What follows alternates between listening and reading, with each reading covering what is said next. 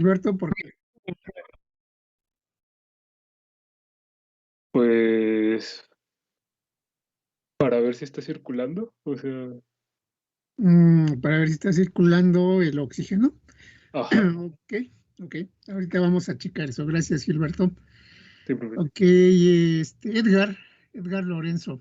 Edgar, ¿por qué es importante la oximetría?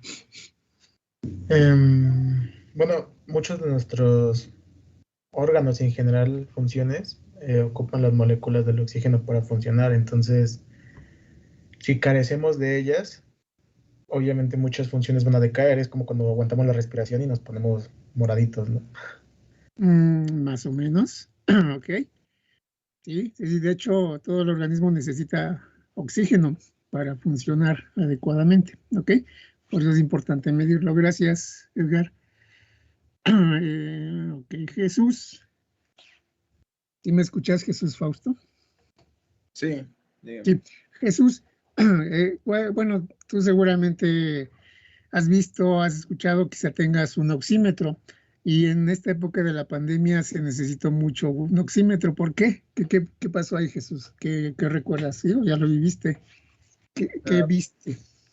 Pues esta enfermedad ataca, inflama zonas especialmente del área pulmonar, ¿no? Todo lo que son los pulmones y bueno, de alguna manera dificulta la capacidad pues de respiración normal, se podría decir, ¿no? El trabajo pulmonar normal, o sea, hace que sea dificultoso respirar y pues esto hace que no obtengamos el 100% de oxigenación. Bueno, de por sí es difícil lograrlo, pero con esto, pues, como bien comentaba anteriormente, pues no recibíamos el 100% de la captación de oxígeno. Entonces, pues, por eso. Claro, claro, y bueno, Jesús te dice, bueno, tú viste que a principios de la pandemia, sobre todo con la segunda ola, tuvimos muchos fallecimientos porque había gente que cuando detectaba el problema ya era demasiado tarde, ¿no? Entonces ahí importa mucho el monitoreo continuo, ¿no? Entonces, eso es lo que nos ayuda mucho a salvarse, pero a otros no, ¿no? Porque no estaban verificándose esa función. Y sobre todo, como les mencioné en la segunda ola, con la variable delta, bueno, sin la variación delta, mucha gente al momento de detectar los síntomas ya era demasiado tarde, ¿no? Entonces, por eso es importante estarse monitoreando, ¿ok? Bueno, Gonzalo Guillermo, ¿sí me escuchas? Sí, profesor. Sí. Gonzalo, un oxímetro, ¿qué mide? Lo que se usó en la pandemia, el oxímetro. Sí, el porcentaje de saturación de oxígeno. El porcentaje, ¿cierto? O sea, no nos mide la cantidad de oxígeno, simplemente nos indica la relación que tenemos de oxígeno en cuanto a la concentración dentro de la sangre, ¿sí? Entonces, lo que vamos a ver ahorita es precisamente eso, oximetría, y vamos a hablar del oxímetro, pero el oxímetro no nos va a decir cuánto oxígeno tenemos, sino más bien cuál es la concentración de oxígeno que tenemos en la sangre, ¿ok? Bueno, muy bien. Voy a compartirles la pantalla. Permítanme, por favor. Ok.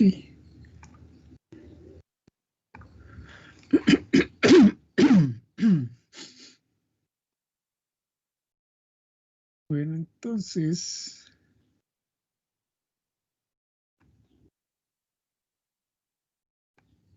ok, vamos a hablar, chicos, entonces de oximetría. ¿Qué es la oximetría? Ya vimos su importancia, ¿no? Sobre todo ahora en la pandemia, se notó mucho la importancia de tener un equipo que nos mida la saturación de oxígeno, la concentración que tenemos de este importante elemento químico, ¿no? Entonces, bueno, el objetivo, chicos, obviamente se escribió la importancia de la medición de la cantidad de oxígeno en sangre para identificar parámetros fisiológicos y eléctricos, ¿ok? Vamos a ver que si nosotros podemos medir la saturación, es decir, la concentración de oxígeno en la sangre, esto nos puede ayudar a medir otros parámetros. ¿Ok?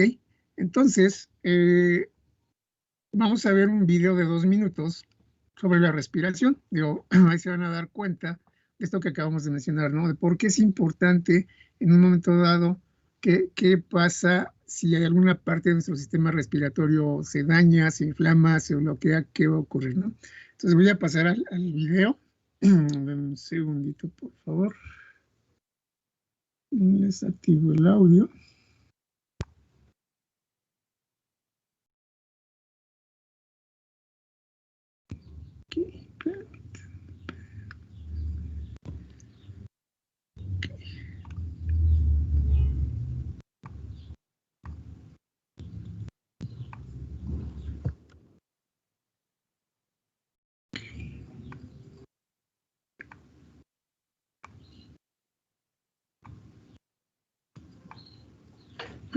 Bueno, ok. Va la reproducción. Espero si no se escucha el sonido, por favor me avisan. ¿Alguna vez se han preguntado para qué respiramos? Seguramente la respuesta será para vivir. Pero, ¿por qué? ¿En qué parte del cuerpo se necesita el oxígeno que respiramos? Cada vez que inspiramos, el aire llega a los pulmones a través de las vías respiratorias, ingresa por las fosas nasales, pasa por la faringe, la laringe, la tráquea, los bronquios y bronquiolos, hasta llegar al interior del tejido pulmonar, los alvéolos. En los alvéolos se realiza el intercambio gaseoso entre el aire que hay adentro de los mismos y la sangre que circula por los capilares sanguíneos. Este intercambio ocurre mediante un proceso llamado difusión, en el que las moléculas se desplazan desde donde están más concentradas hacia donde están menos concentradas. El oxígeno es transportado en la sangre por una molécula muy conocida que se encuentra en los glóbulos rojos, la hemoglobina. La hemoglobina es de intenso color rojo y contiene un átomo de hierro al cual se une el oxígeno. El oxígeno es transportado a todas las células del cuerpo. ¿Pero para qué ocurre esto? En las células, los alimentos liberan energía al ser oxidados en el proceso de respiración celular que ocurre en las mitocondrias. Y para que esta función se realice, se necesita el oxígeno. El dióxido de carbono que se transporta disuelto en el plasma sanguíneo atraviesa la membrana alveolo-capilar y es liberado en la expiración. Podemos decir entonces que respiramos para que todas las células puedan llevar a cabo las reacciones químicas que necesitamos para obtener energía y que cada tejido, cada órgano y todo nuestro cuerpo pueda funcionar correctamente. Bueno, esto ya lo sabían, ya llevaron sus clases de anatomía. Entonces, como pudieron darse cuenta, pues obviamente el elemento importante con el que vamos a trabajar es con la hemoglobina. ¿Ok? Entonces, a ver, permítanme, voy a compartirles la presentación. Un segundito. Ok, entonces, bueno, ya vimos que obviamente es importante, de alguna manera, saber cuánto oxígeno tenemos en nuestro organismo, porque de este oxígeno depende el buen funcionamiento de todas las células de nuestro cuerpo. Y como ustedes se han dado cuenta, sí, todos los sistemas son importantes, pero ¿qué pasa si los pulmones fallan? Si fallan, ya no llega ya no llega oxígeno a nuestras células y mueren, ¿ok? Entonces aquí está la importancia de la cuantificación de oxígeno en la sangre. Y este oxígeno obviamente entra a través de los pulmones, por ahí se filtra, llega a la sangre y la sangre la transporta hacia todo nuestro organismo. ¿Ok? Entonces por eso lo que nosotros realmente medimos es la la cantidad de oxígeno en la sangre, es decir, el porcentaje, ¿no?, que va a tener. ¿Sí? Entonces, aquí ya lo platicamos hace un ratito. ¿Por qué es importante? Bueno, porque de alguna manera podemos de cierta forma prevenir algún problema mayor al faltarnos el oxígeno, ¿no? Entonces, si nosotros nos estamos monitoreando constantemente esta cantidad de oxígeno que tenemos en la sangre, podemos detectar algún problema y acudir rápidamente a servicios médicos, ¿no? Entonces, que eso es lo que pasó en esta pandemia. Seguramente ustedes o algún familiar o algún conocido, algún amigo tenía a la mano un oxímetro, ¿no? Entonces, ante cualquier síntoma, problema o sensación de no poder respirar bien, lo primero que hacían era medir la cantidad de oxígeno en la sangre, precisamente para descubrir si es que andábamos bajos en esta saturación, acudir a servicios hospitalarios. Entonces, esa es la importancia, ¿no? Entonces, hay varias formas de medir de alguna el oxígeno en esta sangre. Hay formas directas e indirectas, ¿ok? Entonces, por ejemplo, una de ellas es la saturación arterial de oxígeno, SaO2. La otra es la presión arterial de oxígeno. Entonces, se dan cuenta, la primera se mide por concentración, la segunda obviamente es por presión. Hay una tercera que es por un gradiente alveolo arterial de oxígeno, entonces ahí son gradientes de presión también. Y hay una cuarta que es una relación entre la presión arterial y un factor de inspiración de oxígeno, que es que se muestra acá, que se basa en la proporción del oxígeno inspirado que efectivamente satura la sangre. Entonces, nosotros de lo que vamos a hablar es de la técnica de saturación arterial, ¿okay?, que es de alguna manera la más común, la menos invasiva, ¿okay?, y vamos a trabajar con ella. Ok, entonces vamos a trabajar con oxímetros de pulso que les llamamos normalmente saturómetros. Y como se menciona aquí en el texto, chicos, la saturación de oxígeno es la relación porcentual entre la concentración de hemoglobina que transporta oxígeno, que es la hemoglobina oxigenada, HbO2, y la concentración de hemoglobina que no transporta oxígeno, ¿ok?, que es la hemoglobina desoxigenada o reducida, que es HbR. Entonces, vamos a tener estas dos hemoglobinas. Ustedes saben que no son las únicas, que hay otras, pero estas son las más importantes, son las que nos determinan precisamente esta concentración o la cantidad de oxígeno que tenemos en la sangre. ¿Sí? Entonces, un oxímetro nos va a indicar la saturación de oxígeno arterial y también el pulso del paciente. Y lo que hace es medir la absorción de luz a dos longitudes de onda determinadas, ¿sí? Entonces, se dan cuenta, aquí vamos a hacer una medición indirecta aprovechando ciertas propiedades de la luz y lo que ocurre al pasar por ciertos materiales de esta luz, ¿ok? Entonces, bueno, aquí la pregunta es, ¿qué es la luz? Por ahí habíamos platicado, ahora que vimos electroretinografía, ¿qué es la luz? También ya vimos por qué se considera dual. Y hablamos también del espectro electromagnético, cómo se da la absorción de luz. Y de lo único que no hablamos ahí es del coeficiente de extinción molecular. ¿Okay? Entonces, Ischel, ¿sí recuerdas qué es la luz?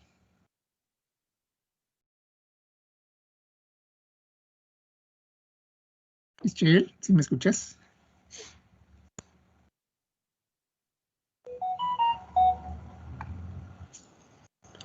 Ok, ¿no funciona tu micrófono, Ischel? Bueno, creo que no. Ok, a ver, vamos con Con Oscar Andrés. Oscar, ¿sí recuerdas qué es la luz? ¿Qué tal, profe? Creo que es como, se podría decir que es la radiación electromagnética que es perceptible ante el ojo humano, ¿no? Es decir, lo que alcanzamos a percibir del espectro de radiación electromagnética. Sí, son ondas electromagnéticas que son percibidas por nuestros ojos, ¿ok? Gracias, Oscar. A ver, vamos con Miguel Ángel Gutiérrez. Miguel Ángel, ¿sí me escuchas? Miguel Ángel, no. Ok, Mario Flores. ¿Me escuchas, Mario? Sí, profe. Mario, ¿por qué la luz se considera dual? ¿Te acuerdas? No, profe, de eso sí no me acuerdo. No te acuerdas, ok. Bueno, ok. Ahorita lo checamos. Mariana, ¿por qué la luz se considera dual, Mariana? ¿Sí te acuerdas? No es porque la luz puede ser una onda o una partícula. Efectivamente, la luz se considera dual porque tiene un comportamiento de onda y de partícula. Ajá. ¿Cómo se diferencia cada una, Mariana? ¿Te acuerdas? No, profe, eso sí no me acuerdo. Bueno, ok, a ver, te voy a nada más recordar. Mariana, por ejemplo, las ondas de las ondas de televisión, ¿tú crees que también se comporten de forma dual, como partículas y como ondas? ¿O crees que sean distintas? ¿Las ondas de televisión? Ajá. O sea, las que transmiten la información. Sí, la que llega a tu televisor, de televisión abierta, no la de cable. Televisión abierta. ¿Sí? ¿Cómo cuál? Como las frecuencias de radio y así, ¿esas? Ajá, algo así, ¿sí? No, yo creo que esas solo son ondas, profe. Ok. Ajá. Ok. Gracias, Marina. Vamos a nada más a checar eso. Lucero. Sí, Lucero, profe, ¿sí me aquí escuchas? estoy. Sí. Lucero, a ver, Lucero, la luz se comporta como onda y como partícula. ¿Tú sabes, recuerdas que es un fotón? El fotón es la partícula de la luz, ¿no? Es su partícula. Ok. Ok. ¿Y por qué decimos que se comporta como partícula la luz, Lucero? Porque en ciertas cuando interactúa con ciertas partes o con ciertas materias se puede comportar como onda o dependiendo de otra situación como partícula, ¿no? Sí, pero ¿por qué le decimos que se comporta como partícula?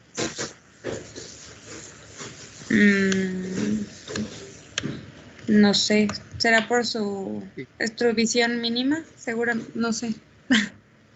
No, por ejemplo, Lucero, si tú, vamos a pensar en algo más grande. Si tú tienes un grano de arena y lo dejas caer, oye, ¿tú crees que ese grano de arena traspase un material X o no? Es decir, pones un cuaderno. Ajá. Ok. Pones un cuaderno, dejas caer una partícula de arena y ¿qué va a ocurrir? Pues se queda en la superficie del cuaderno, ¿cierto? Cierto. Eso es lo que pasa con la luz. Si tú lanzas un haz de luz, por ejemplo, sobre un cuaderno, que seas de luz, no va a traspasar el cuaderno. ¿Por qué? Porque el cuaderno no es un material transparente o translúcido. Lo que va a hacer es detener que seas de luz. Entonces ahí la luz se está comportando como partícula. ¿Sí? Recuerden chicos, que las partículas normalmente tienen propiedades físicas, ¿no? Que que se pueden acelerar, se pueden detener, se pueden desviar, etc. Ese es el fenómeno de que sea una partícula. Cuando se comportan como una onda, es que una onda electromagnética, ustedes ya vieron seguramente en alguna de sus unidades de aprendizaje, ¿qué es una onda electromagnética? A ver, gracias, Lucero. Déjenme, le pregunto a alguien más. ¿Qué es una onda electromagnética? Juan Manuel Zárate. ¿Sí me escuchas?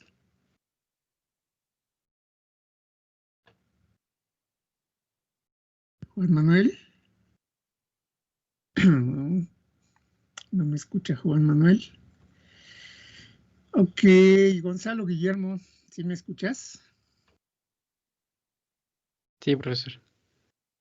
Gonzalo, ¿tú recuerdas que es una onda electromagnética? Como definición, la verdad, no, profesor. No, pero bueno, ¿qué características tiene una onda electromagnética?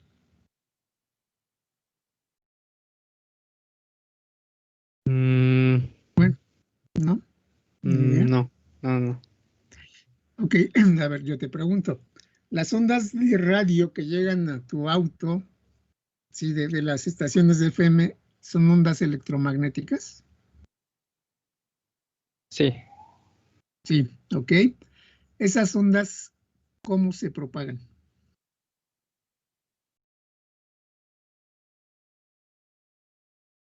Se propagan en el aire, en el vacío, en línea recta, atraviesan los materiales. ¿Qué pasa, Gonzalo?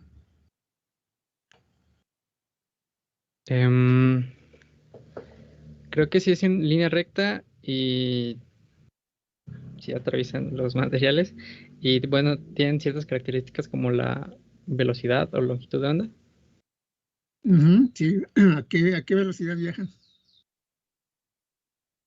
Las de radio, Ajá. la verdad no estoy seguro, profesor. Ok, viajan a 300,000 kilómetros por segundo. Ok, entonces imagínate, bueno, es eso, es la velocidad. Ok, entonces fíjate, a diferencia, por ejemplo, de un haz de luz, una onda electromagnética de radio sí puede atravesar un muro, ¿sale? Se atenúa, pero sí pasa. Entonces, y una onda electromagnética está formada por un campo magnético y un campo eléctrico.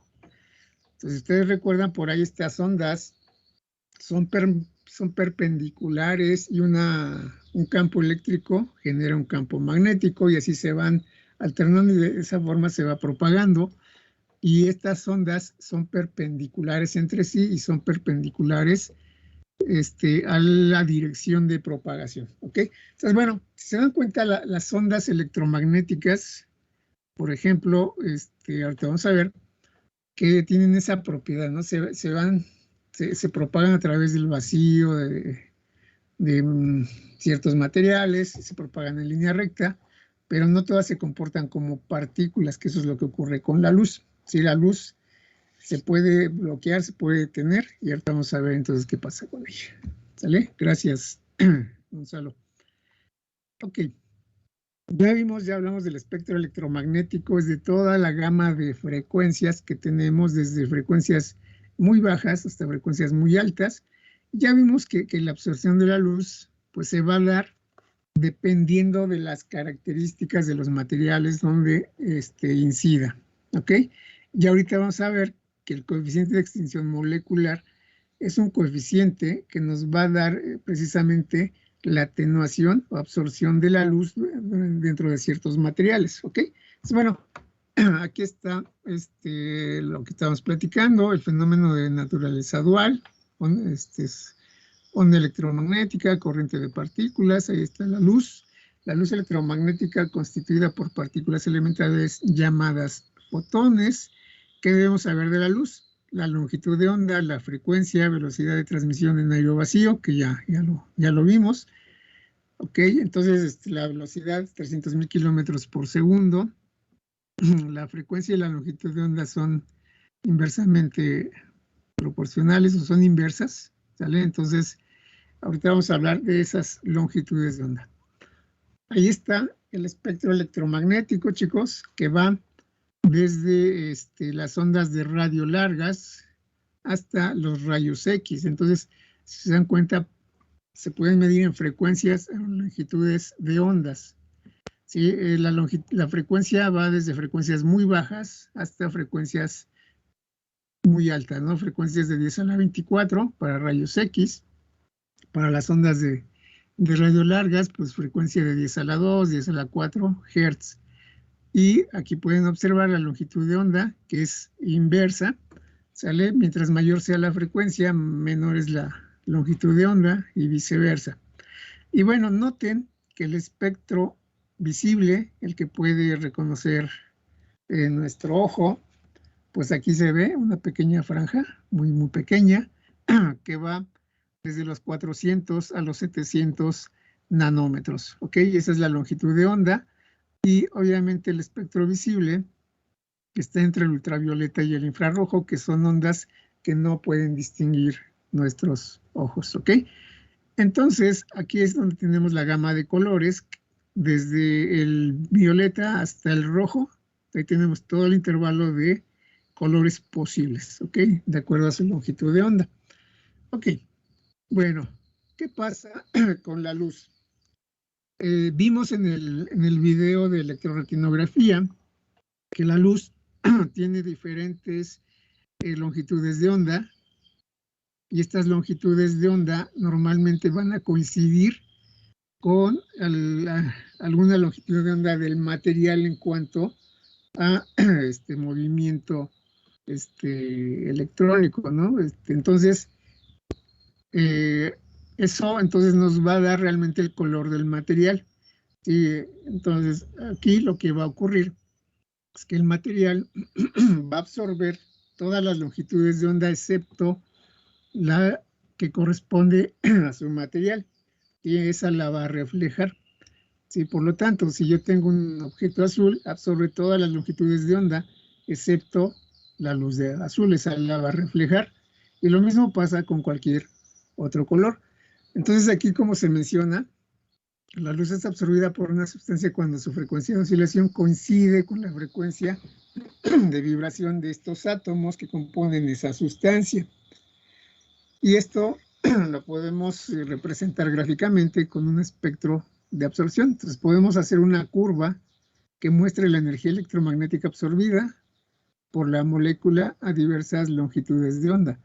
Y esta característica de los materiales nos va a ayudar para saber, pues obviamente si esta concentración de ciertos materiales absorben más o menos una determinada longitud de onda. Y bueno, noten aquí que tenemos el coeficiente de extinción molecular. Este coeficiente es la cantidad de luz absorbida en una longitud de onda específica.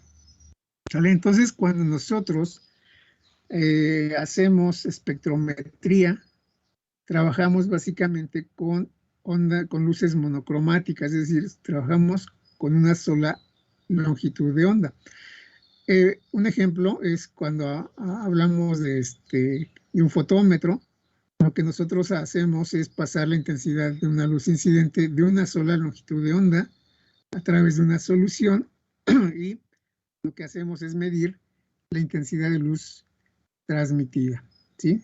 Medimos la incidente y la transmitida, y esta atenuación se va a deber a características de la solución. Ahorita vamos a ver cuáles son algunas de esas características, ¿ok? Pero bueno, entonces, lo que nosotros vamos a utilizar, por ejemplo, en oximetría, es esta propiedad de absorción de la luz. Hay ciertas frecuencias que se van a absorber en los materiales, sobre todo en nuestros tejidos, ¿sí? Ciertas longitudes que se absorben más que otras. Entonces, esa propiedad es la que vamos a aprovechar. Y para esto están las leyes de Lambert y Beer, que son las que relacionan precisamente la luz incidente, la luz transmitida, y otros elementos de los materiales por los cuales pasa. ¿Okay? La ley de Lambert, aquí está, tenemos la ecuación. aquí si ustedes se dan cuenta tenemos una intensidad transmitida, una intensidad incidente. Estamos hablando de luz, ¿ok? Y aquí tenemos K y D, que son los parámetros que determinó Lambert para calcular la intensidad transmitida, ¿ok?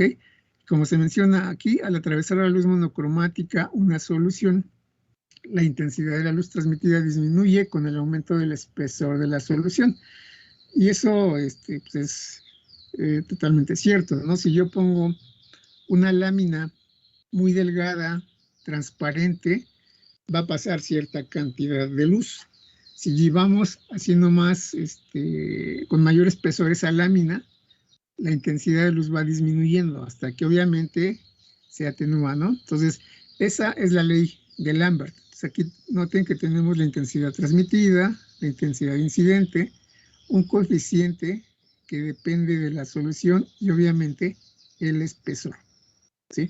Entonces, noten que esta es una curva de la ley de Lambert y aquí tenemos la longitud del camino óptico, ¿sí? Cuando la longitud es prácticamente cero, la intensidad transmitida es el 100% y conforme vamos aumentando la longitud del camino, esa intensidad va disminuyendo, ¿sale? Entonces, un parámetro importante es el espesor, ¿ok? Luego, tenemos la ley de Beer. La ley de Beer nos relaciona otro parámetro importante, que es la concentración. Entonces, noten que, como se menciona, relaciona la disminución de la intensidad de luz transmitida a través de una solución como consecuencia de la concentración de dicha solución. Esta es la ecuación. Y observen que también tenemos intensidad transmitida, intensidad incidente, y aquí tenemos una constante K, que es la 2, y una C de concentración. Entonces, esta constante K es un coeficiente que depende de la solución, pero aquí también volvemos a lo mismo. La concentración es importante y es un factor que va a determinar la intensidad de luz transmitida, ¿ok? Entonces, bueno, estas son las dos leyes vistas por separado. Entonces, cuando las juntamos, observen que vamos a tener intensidad transmitida, intensidad incidente, y aquí vamos a tener elementos importantes que nos van a ayudar a determinar absorción. Noten que aquí tenemos el coeficiente de extinción molecular, que ya lo habíamos mencionado. Tenemos el espesor, el coeficiente, el espesor y la concentración, ¿ok? Entonces, aquí lo que hacemos es sustituir ADC por la letra A, ajá, y esta va a ser la absorbancia, ¿sale? Entonces, la absorbancia de una solución o de un material va a depender de su concentración, de su espesor y del coeficiente de extinción molecular, ¿vale? Entonces, y va a depender obviamente del tipo de solución y la longitud de onda de la luz aplicada. Dependiendo de la longitud, pues va a ser mayor o menor la absorción. Y también la relación, chicos, intensidad transmitida entre intensidad incidente se conoce como la transmitancia de la solución, ¿ok? Bueno, entonces estos son los elementos que vamos a utilizar. Y si ustedes se dan cuenta, por ejemplo, si yo conozco IT, EI, II, puedo calcular la absorbancia. Si yo conozco la absorbancia y conozco el espesor y también la concentración, puedo calcular el coeficiente de extinción molecular de esa longitud de onda, ¿no? Entonces, todo esto se va relacionando y se pueden calcular dependiendo de lo que necesitemos. ¿De acuerdo? Ok. Bueno, entonces noten que ya que tenemos estas leyes de Lambert y de Beer, bueno, pues las podemos relacionar para aprovecharlas y poder medir parámetros de forma no invasiva. Entonces noten que aquí lo que tenemos son imágenes donde vamos a ver cómo es que cuando yo hago pasar luz a través de un dedo, de un elemento periférico de nuestro cuerpo, esta luz va a ser mayor o menormente absorbidas dependiendo de lo que acabamos de ver, ¿no? Si yo tengo en un vaso sanguíneo de nuestro dedo una baja concentración, obviamente la absorción va a ser menor, va a pasar más luz. Si se aumenta la concentración, va a disminuir la cantidad de luz que pasa y se tiene una alta absorción. ¿Qué pasa con respecto a las distancias? Bueno, si tenemos un camino más corto, lo que vamos a observar es que hay baja absorción. Si tenemos un camino más largo, vamos a tener alta absorción. Y entonces, ¿qué pasa en nuestros vasos que tenemos en el dedo? Ustedes saben que cuando nuestro corazón bombea sangre, va a haber momentos en lo que vamos a tener menor concentración o mayor concentración, es decir, vamos a hablar de la sístole y de la diástole de nuestro corazón, ¿ok? Entonces ahí vamos a tener menor presión, menor concentración, y lo mismo también va a ocurrir. Al haber menor presión, se adelgazan un poco las arterias por las que circula sangre y va a disminuir la absorción. Y cuando aumenta la presión, aumenta el diámetro de nuestros conductos sanguíneos, y entonces también la absorción cambia. Entonces todo esto lo vamos a aprovechar para poder identificar señales de luz que vamos a convertir a señales eléctricas y posteriormente vamos a interpretarlas para conocer la saturación de oxígeno que tenemos, ¿ok? Bueno. Entonces, ¿cómo trabajan los oxímetros de pulso? Fíjense, los oxímetros de pulso, chicos, miden de forma relativa y no absoluta, ¿sí? O sea, es una relación básicamente entre dos concentraciones, en este caso, la hemoglobina reducida y la hemoglobina oxigenada, hablamos de sus concentraciones. Entonces se mide saturación periférica, dada por estos dos parámetros, que como lo vimos, aquí es HbO2, es la hemoglobina oxigenada, y la vamos a dividir entre la suma de la hemoglobina oxigenada y la hemoglobina reducida, que es la que no tiene oxígeno. Y estas son hemoglobinas funcionales. Como les mencioné, hay otras hemoglobinas que tienen diferentes, obviamente, nombres y características, ¿ok? Pero estas son las más importantes. Y obviamente estas dos hemoglobinas tienen diferentes coeficientes de extinción. Y aquí la gráfica que están viendo es importante porque vean qué ocurre.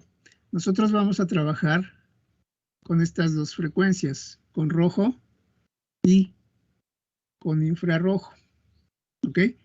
Entonces, si alguien de ustedes, que seguramente varios de ustedes ya tienen relojes inteligentes, los relojes inteligentes trabajan con estas dos radiaciones, rojo e infrarrojo, ¿ok?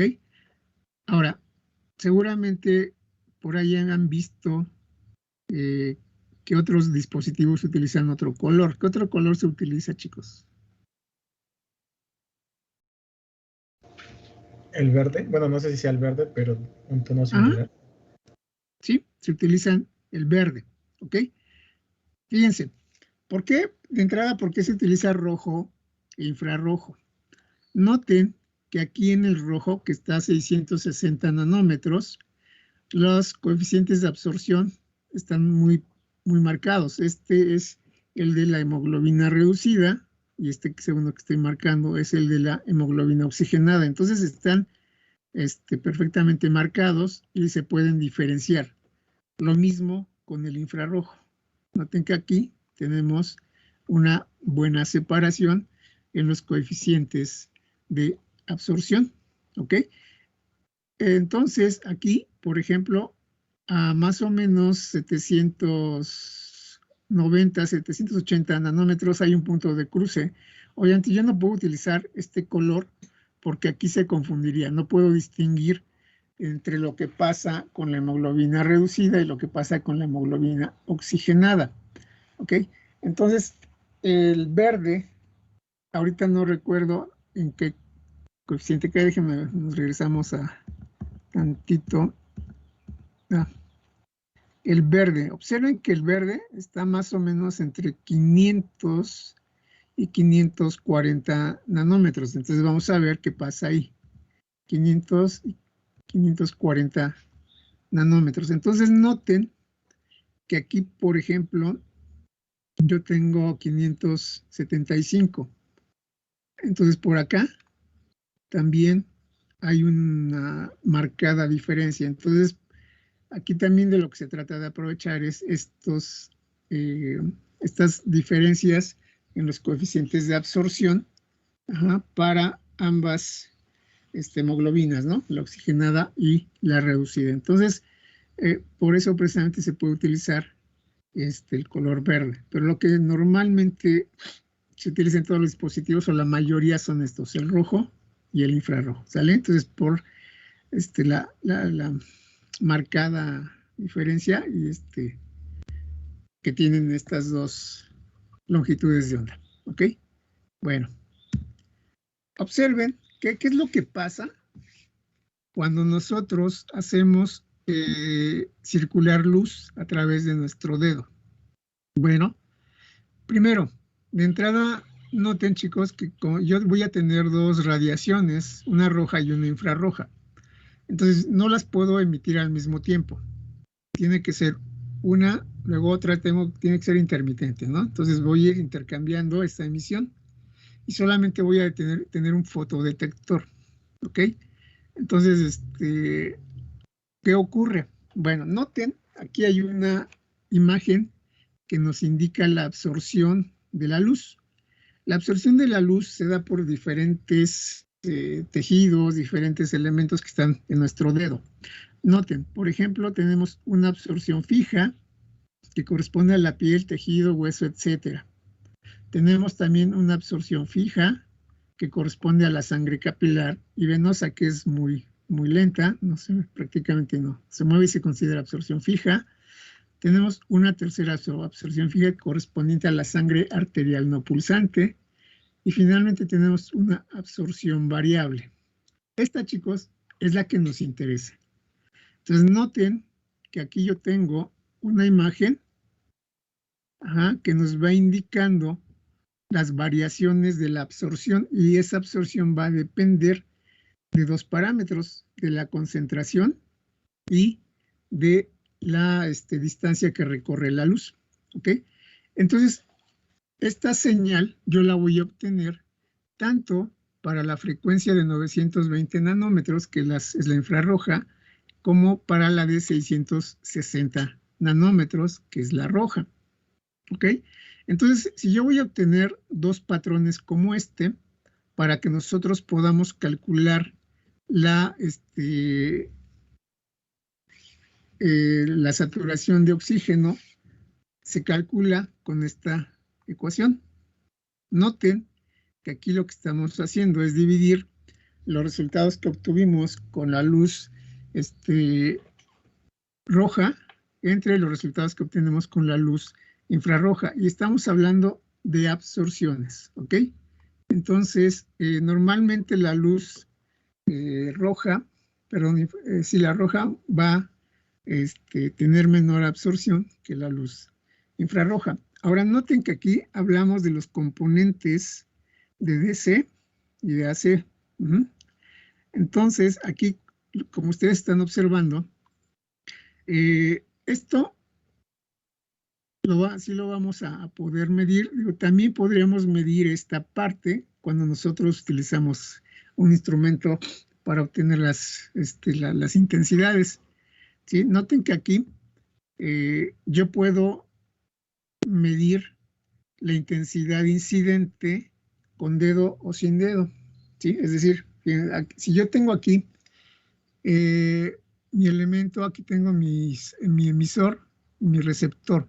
Si yo retiro el dedo, ¿sí?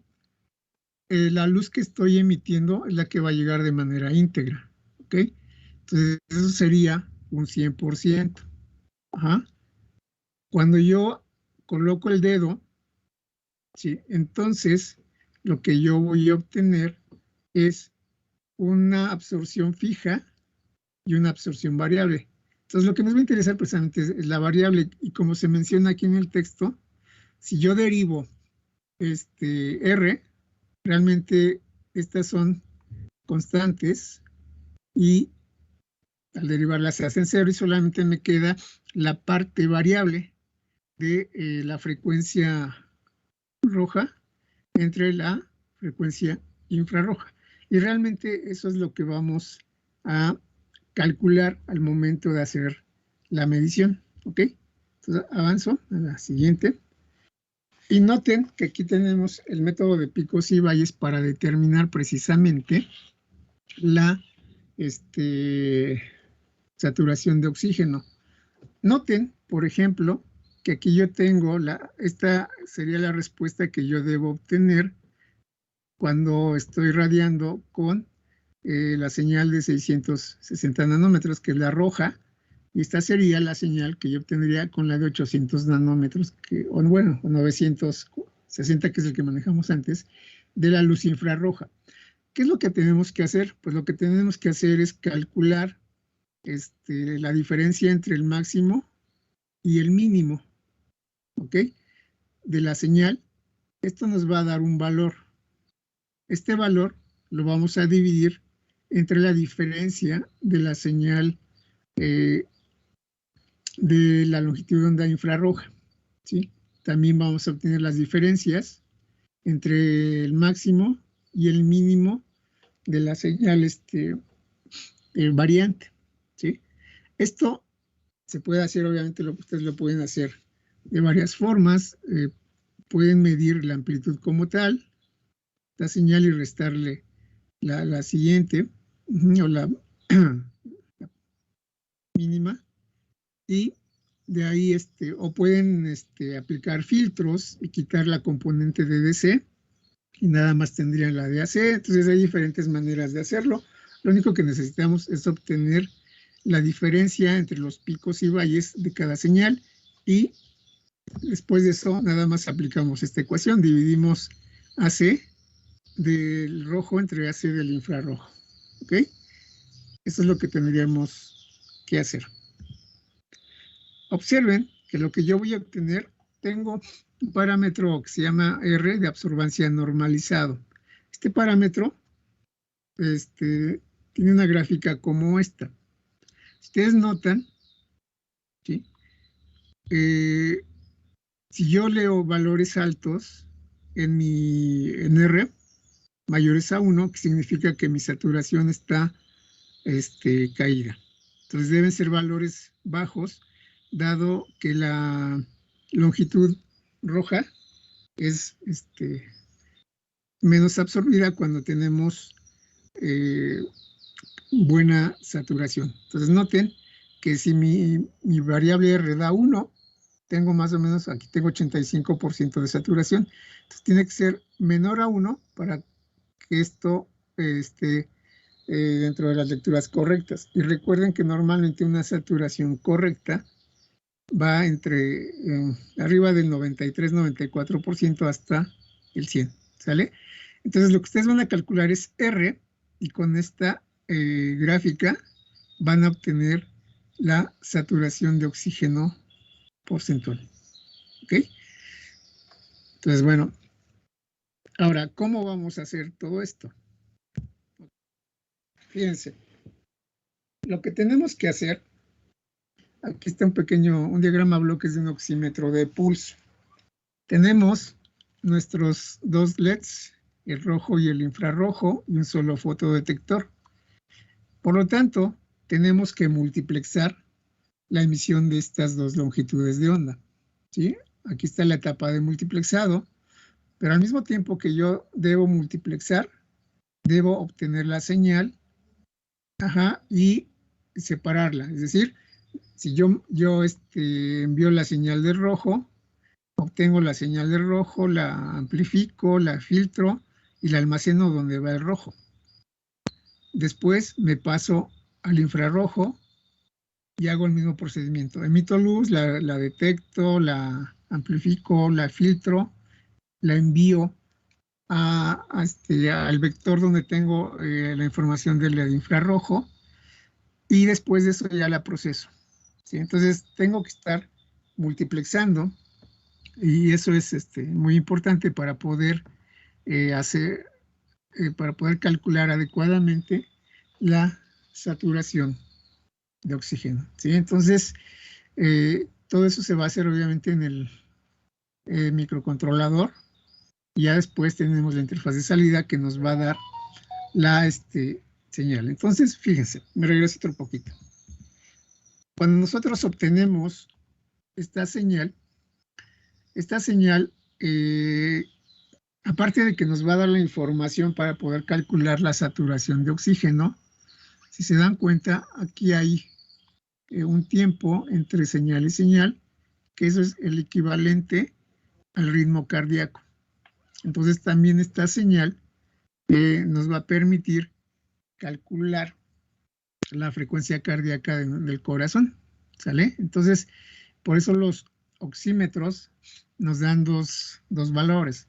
Uno de ellos es la saturación de oxígeno y otro es la frecuencia cardíaca, ¿sale? Entonces, esto, si se dan cuenta, también se traduce a medición, o se puede traducir a mediciones de volúmenes, ¿ok? Y entonces también, más adelante, cuando veamos presión arterial, se van a dar cuenta que esta es otra técnica que se puede usar para poder medir presión arterial, ¿ok? Aunque, si ustedes se han dado cuenta, en sus relojes inteligentes ya hay miden saturación de oxígeno, pero también les da la presión arterial, ¿ok? Pero ahí hay una cuestión.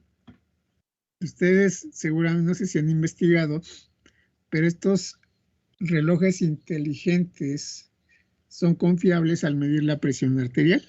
¿Qué han escuchado? ¿Qué han visto? ¿De qué se han enterado? Seguramente varios de ustedes tienen reloj inteligente y han medido su presión arterial con él, ¿sí? ¿Alguien de ustedes lo ha hecho? A ver, nada más levante la mano. ¿No? Axel, ok, Axel. Y de pura casualidad, Axel, ¿has comparado la medición de tu equipo con de tu reloj con el de algún otro dispositivo?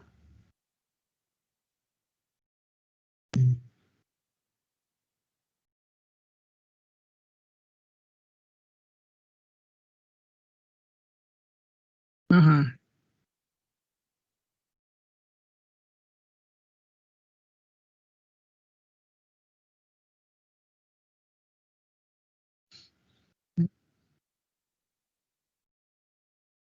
Sí, no son muy precisos, ¿ok?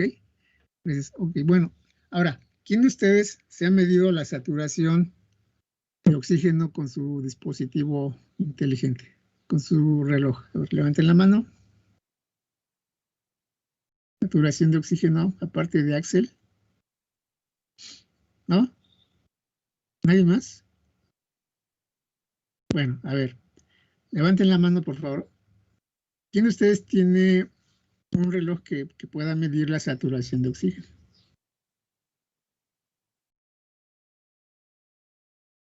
¿No? Bueno, ok. A ver, me voy a la imagen. Fíjense, aquí observen que nuestro dedo está entre el emisor y el receptor. ¿Qué técnica estamos usando? Estamos usando transmitancia.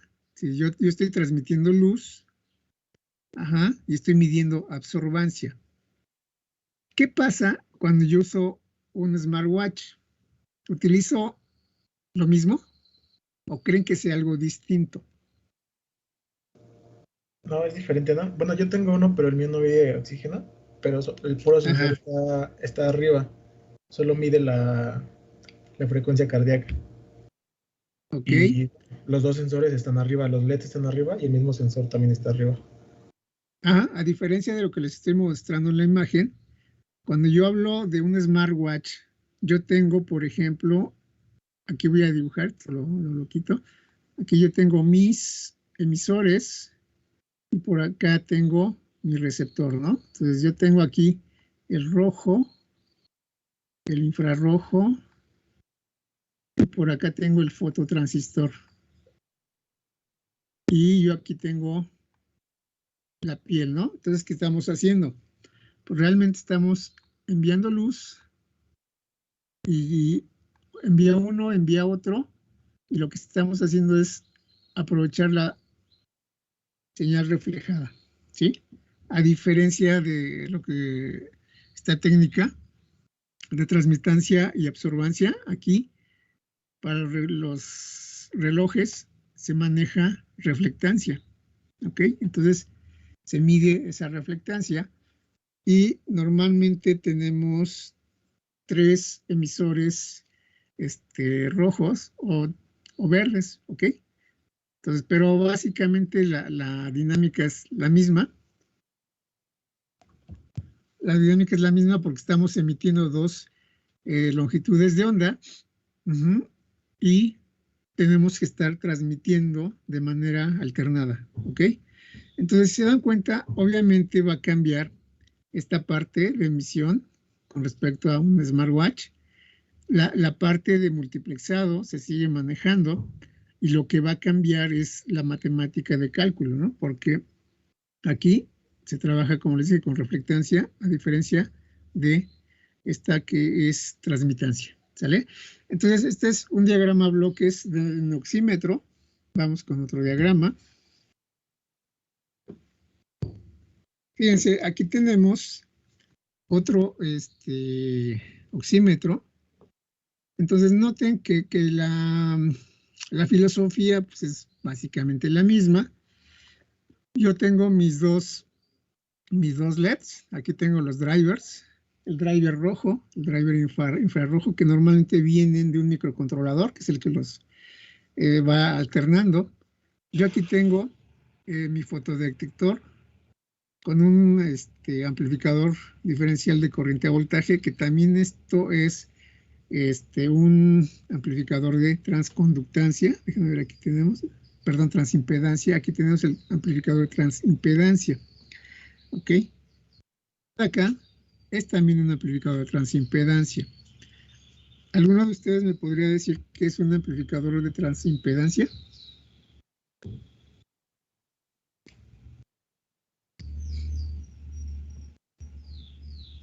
Bueno, de hecho, si se dan cuenta, ahí en la imagen que estamos viendo, ahí dice un amplificador de IAB. ¿Qué es el de IAB? ¿No? ¿Es un amplificador, chicos? ¿De cuál, perdón? No sé, me imagino de corriente voltaje. De corriente a voltaje. Exacto. Es un amplificador de corriente a voltaje.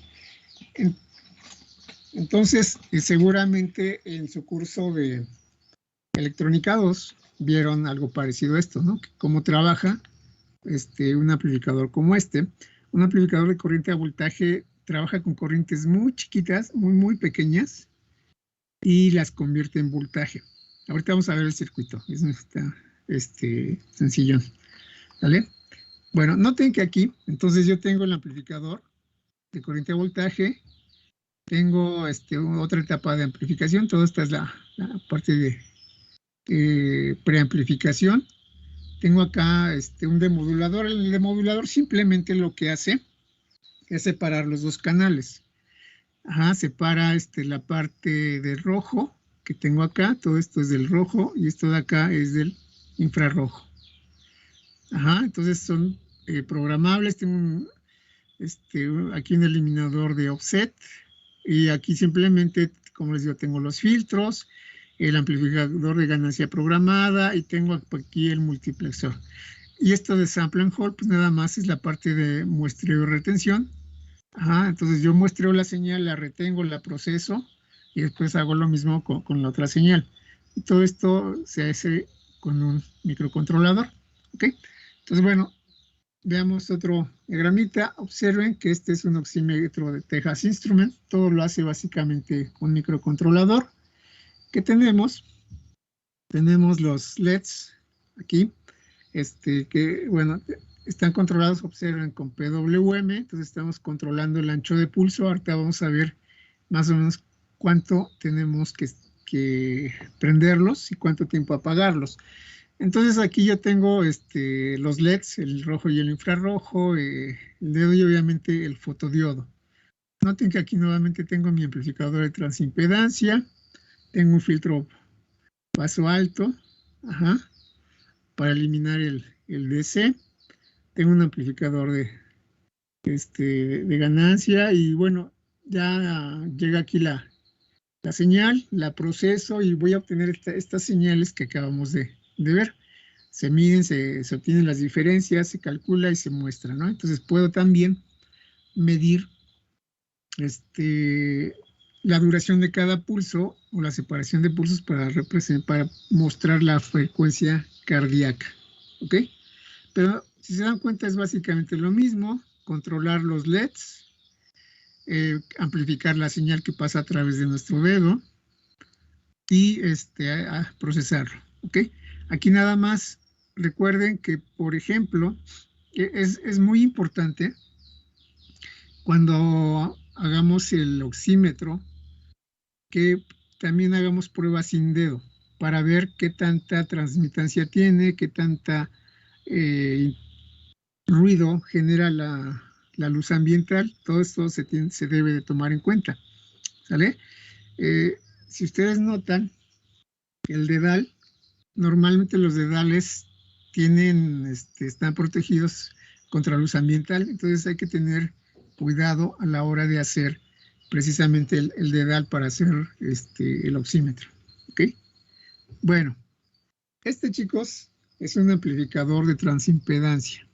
Noten que aquí es mi fotodiodo y lo voy a conectar a las entradas, obviamente, del amplificador operacional, y la corriente que pasa a través de mi diodo es la que va a pasar a través de esta resistencia de 10 megas, ¿sale? Y aprovechando las características del amplificador operacional, voy a tener un voltaje a la salida en función de la corriente que aquí entra.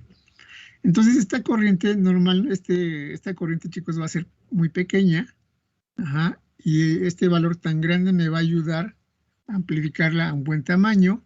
El capacitor simplemente es para evitar transitorios que puedan generar por ahí problemas, ¿no? Entonces ese es el objetivo de este capacitor. Pero así es como este es el diagrama del amplificador de transimpedancia que se menciona en varios dispositivos, ¿ok? Luego, ahí tenemos otro oxímetro y indicador de latidos por minuto de ritmo cardíaco, y observen que tenemos básicamente lo mismo, ¿no? El rojo y el infrarrojo, aquí el fototransistor, tenemos aquí un sistema de cancelación de luz ambiental, pero todos tenemos temporizadores, convertidores, filtros. Aquí ya se pueden procesar de forma digital las señales con filtros digitales, y obviamente todo mediante microcontroladores. Entonces, si se dan cuenta, realmente la parte común que tienen todos los sistemas es esta parte, ¿no? Los diodos, emisores, fototransistores y la mayoría de ellos los amplificadores de transimpedancia, ¿ok? Y después viene el procesamiento. Ahora, ¿cómo voy a estimular? O sea, ¿cómo que cuando yo empiece a enviar las señales, lo que a los diodos, ¿cómo lo voy a hacer? Bueno, lo que se recomienda, chicos, es que yo envíe pulsos de 200 microsegundos, que deje 1800 microsegundos entre pulso y pulso, para volver a enviar. Entonces, por ejemplo, aquí yo tengo el LED rojo, voy a estar enviando prácticamente cada 2 milisegundos un pulso rojo para estar captando la información. ¿Y qué pasa con el LED infrarrojo? Pues el LED infrarrojo igual, voy a estar enviando cada 2 milisegundos un pulso de 200 microsegundos de ancho, y con una separación de 1000 microsegundos. Esto nos va a dar tiempo para hacer el procesamiento. ¿Sí? Recuerden que esto es el sistema de muestreo y retención. Envío la señal para muestrear, obtengo lo que en este tiempo, que son más o menos 800 microsegundos, voy a obtener la señal, procesarla y almacenarla, y después vuelvo a enviar un pulso de otro LED, hago el mismo procedimiento, obtengo la señal, la proceso, la guardo, y así cada cierto tiempo, para obtener la imagen que necesitamos y poder calcular la saturación de oxígeno. ¿Ok? Entonces, déjenme ver, creo que bueno, con eso terminamos, chicos. Entonces, no sé si queda claro, jóvenes, cómo trabaja un oxímetro, qué es lo que tenemos que obtener de ellos para poder calcularlo, la electrónica general que se requiere, los anchos de pulso y qué es lo que esperamos ver. Si al momento de que yo obtengo una señal, pues debo saber qué espero ver para poder calcular lo que se pide. Todo eso, chicos, no sé si queda claro. Sí, profe, hasta ahora sí. Ahora sí. ¿Alguna duda, chicos?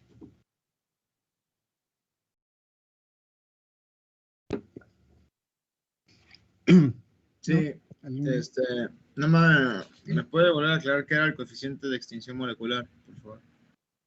Sí, claro. Sí, nos regresamos.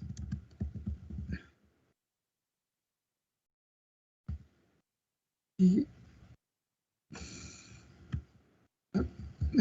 aquí está. Déjenme ver. Se lo subrayo. El coeficiente de extinción molecular es la cantidad de luz absorbida en una longitud de onda específica. ¿Sí? Bueno, eso se define como el coeficiente. ¿Cómo lo puedes calcular, Jesús? Bueno, acá, cuando yo hablé de la ley de Lambert-Beer, tengo 3 parámetros. Tengo el espesor, tengo la concentración y tengo el coeficiente de extinción molecular. Esto, digo, aquí realmente en la medición de oxígeno en la sangre no calculamos el coeficiente de extinción molecular. Normalmente ya existen tablas, pero, por ejemplo, se puede calcular en soluciones. Si yo conozco, a ver, voy a dibujar algo, si, por ejemplo, en fotometría, en espectrofotometría, si yo quiero también, donde se aplica también la ley de Lambert-Beer, si yo tengo una solución, normalmente de la solución conozco la distancia por la cual va a viajar la luz, entonces ya conozco el espesor, aquí está. Si yo hago o calculo una solución o diseño una solución, puedo calcularla, por ejemplo, al 100%, esa solución, y yo ya conocería la concentración. Entonces, si yo aplico luz, puedo medir la luz incidente, sin la solución, puedo medir la luz transmitida y de esa manera yo puedo calcular la absorbancia. Y si calculo la absorbancia, conozco la concentración y conozco el espesor, puedo calcular el coeficiente de extinción molecular, que es un parámetro que va a depender de una sola longitud de onda. ¿Sí? Entonces, Jesús, este coeficiente, como lo mencionamos, es un coeficiente que me va a indicar cuánta luz va a ser absorbida debido a una longitud de onda. ¿Sí? No sé si respondí a tu pregunta o No, respondí sí, de más. ¿Sí? Ok. Chicos.